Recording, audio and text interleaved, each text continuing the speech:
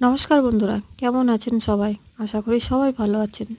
আজ আমি বানাচ্ছি কাতলা মাছের মাথা দিয়ে বাঁধাকপির ঘন্ট। কে কে খেয়েছেন আমাকে কমেন্টে জানাবেন। আমি কিন্তু বানাচ্ছি বিয়েবাড়ি স্টাইলে। প্রথমে মাছগুলো ভেজে নিয়েছি, মাছের মাথাগুলো। এবার ওর উপরে আলুটা আমি ভেজে নিচ্ছি, একটু লাল লাল করে ভেজে নিচ্ছি। আপনারা চাইলে সেদ্ধ করেও দিতে পারেন।